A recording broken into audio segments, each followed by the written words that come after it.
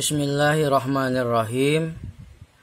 Di dalam mata kuliah ilmu usul fikih, sebelumnya kita telah berbicara tentang metode istinbatul ahkam. Apa yang dimaksud dengan istinbatul ahkam?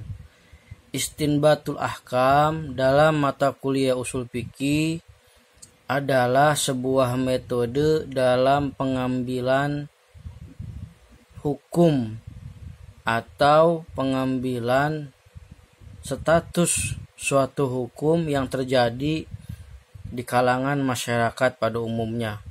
Atau secara singkat, istinbatul ahkam itu adalah metode proses pengambilan hukum. Dalam istinbatul ahkam ini terbagi menjadi dua secara umum. Ada yang disebut dengan istinbatul ahkam min masadirul ahkam. Istinbatul ahkam yang diambil metodenya itu menggunakan masadirul ahkam. Nah, masadirul ahkam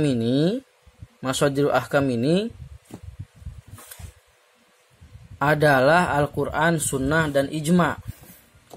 Sedangkan yang dikatakan dengan masadir adalah sumber. Yang dikatakan sumber berarti asal sesuatu. Ahkam berarti jama' dari hukum. Maka sumber hukum itu adalah pertama Al-Quran, kedua Sunnah, dan ketiga Ijma'. Nah, masadirul ahkam ini dari mulai Al-Quran, Sunnah, dan Ijma' dalam istilah kitab fikih yang lain disebut dengan muttafaqun alaih. Artinya, ketiga sumber ini, Al-Quran, Sunnah, dan Ijma', semua ulama mazhab, dari mulai mazhab Hanafi, mazhab Malik, mazhab Syafi'i, mazhab Ahmad bin Hanbal, itu sepakat bahwa yang dinamakan masadirul ahkam itu tiga, Al-Quran, Sunnah, dan Ijma'. Sehingga disebutlah masadirul ahkam, atau dengan kata lain yang tadi disebut dengan muttafaqun alaih. Lalu metode istinbatul ahkam yang kedua yang sebelah kanan itu adalah dalailul ahkam. Yang dikatakan dalailul ahkam adalah dalil yang menyertai di dalam pengambilan metode hukum. Atau kata lain, dalailul ahkam adalah mukhtalafun fihi.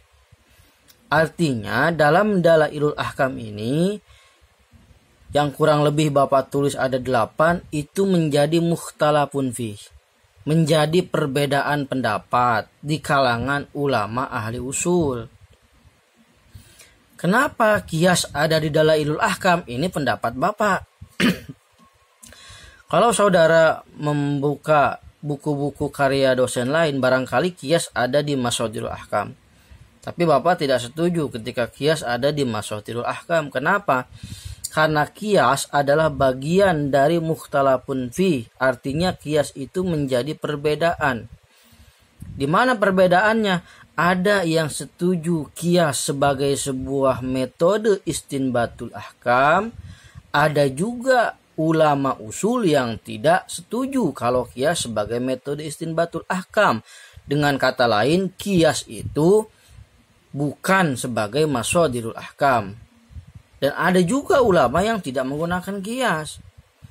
Maka posisi kias sama dengan istihsan. Posisi kias sama dengan istislah. Posisi kias sama dengan istishab. Posisi kias sama dengan al-urb. Dan sebagainya. Maka kias itu ada di dalam kelompok dalailul ahkam. Atau dengan kata lain, kias bagian dari mukhtalafun fi. Artinya metode atau teori yang diperdebatkan oleh ulama ahli usul.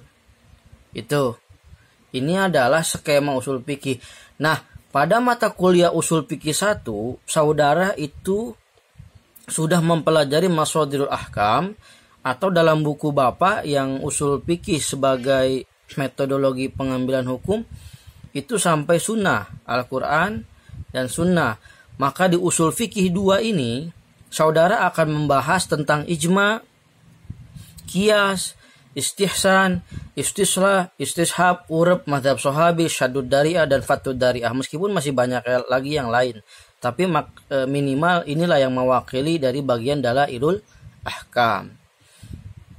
Jadi usul fikih 1 saudara sudah berbicara tentang Al-Quran. Ada dalil qat'i, ada dalil dhonni, kemudian as-sunnah sebagai masdarul ahkam, sunnah yang bagaimana yang bisa dijadikan sebagai sumber hukum. Ini yang wajib saudara hafal, wajib saudara pegang, supaya kedepannya saudara bisa mengkelompokkan, bisa membagani, bisa membuat bagan di otak saudara, di mindset saudara, bahwa usul fikih itu ini loh bagiannya, ada mashadir, ada dalail. Mashadir dalam kata lain disebut dengan muttafaqun alaih. Artinya semua ulama sepakat bahwa Quran, sunnah, dan ijma sebagai sumber hukum. Ada yang kedua dalailul ahkam, atau dalam kata lain mukhtalafun fi. Artinya semua ulama itu berbeda pendapat tentang bagaimana posisi kias, istihsan, istislah, istishab, urab, dan sebagainya, posisinya dalam metode istinbatul ahkam. Ini saja yang dapat Bapak sampaikan, nanti kita sambung. Saudara pahami, saudara ingat di dalam otak, dan juga saudara catat di dalam sanubari saudara. Terima kasih. Assalamualaikum warahmatullahi wabarakatuh.